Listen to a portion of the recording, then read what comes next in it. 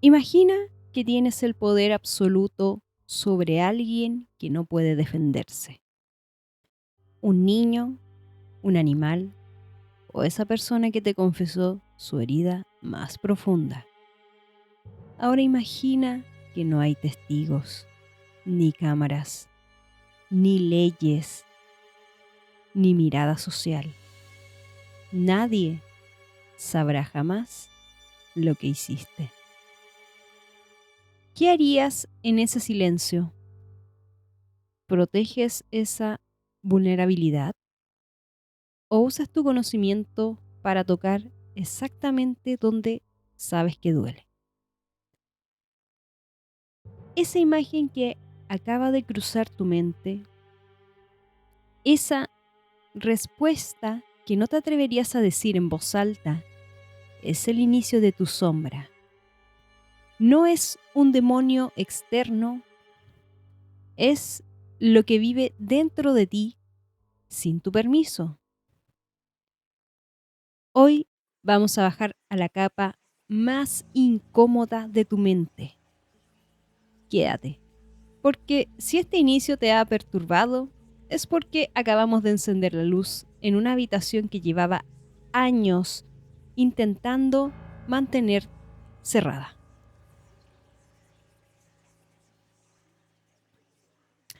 En el video anterior nos preguntamos, ¿quién habla cuando pensamos? Descubrimos que la mente es una arquitectura de capas. Hoy bajamos a la más profunda, la sombra. Pero no te equivoques, la sombra no es simplemente lo malo, es todo aquello que tu conciencia no quiere reconocer como propia.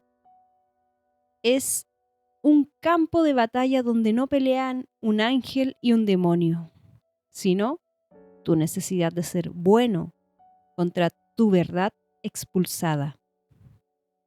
Si solo existiera una bondad automática, serías un programa, no un ser humano. Lo humano ocurre cuando algo oscuro aparece y tú decides qué hacer con eso. Existe una sombra dorada. A veces, lo que enterramos no es solo rabia, sino nuestra propia luz, talentos, poder personal y creatividad que nos dio miedo mostrar porque no encajaban en nuestro entorno. Negar tu brillo también es una forma de oscuridad. Y antes de que intentes racionalizarlo, recuerda que tu cuerpo ya lo sabe. La sombra tiene un peso físico, una contracción en el pecho, un vacío helado en el estómago o un calor súbito en el cuello cuando alguien toca una fibra sensible. Aprender a sentir tu sombra es la única forma de identificarla antes de que se convierta en un acto del que no haya retorno. Freud nos enseñó que nada de lo que entierras muere realmente. Vuelve como síntoma, como sueño o como esa repetición inexplicable en tus relaciones. Nietzsche fue más cruel. Él sospechaba de la bondad pura. Preguntaba, ¿qué fuerza se esconde detrás de tu virtud? A veces perdonamos solo para sentir que tenemos el control moral sobre el otro. Y Dostoyevsky nos mostró que el castigo más real no ocurre en una cárcel, sino en la imposibilidad de escapar de uno mismo tras haber cruzado la línea.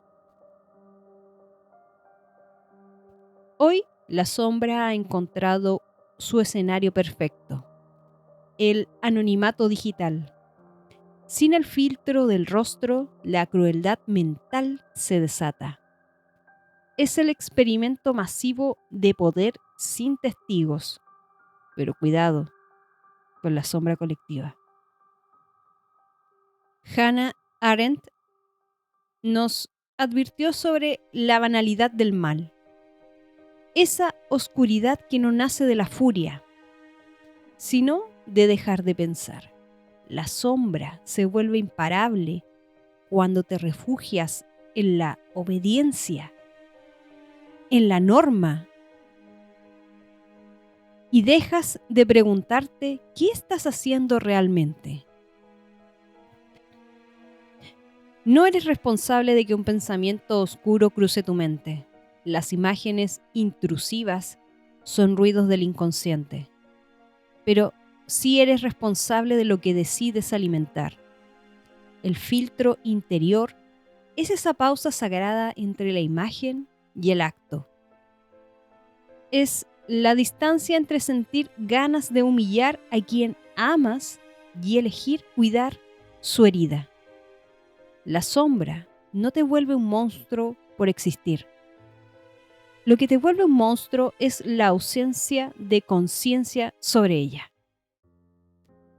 En nuestra indagación simbólica, el patrón fue revelador. La sombra no apareció como una maldad abstracta, sino ligada a nuestro deseo de poseer, controlar y satisfacer necesidades básicas en la oscuridad.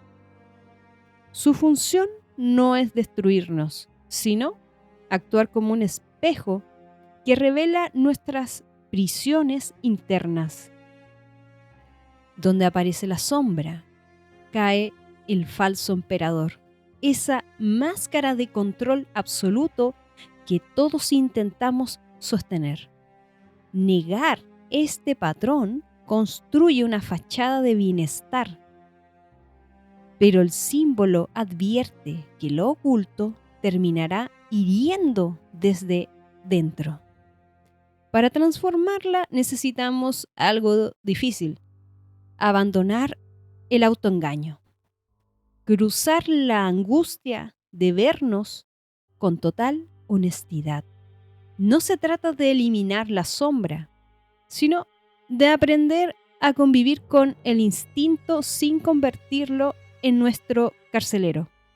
La sombra no pide obediencia, pide luz. La verdadera pregunta no es si tienes sombra. La pregunta es, ¿qué haces con ella cuando nadie te mira? Quizás la sombra no viene a decirnos que somos malos, sino a recordarnos que todavía tenemos la capacidad de elegir.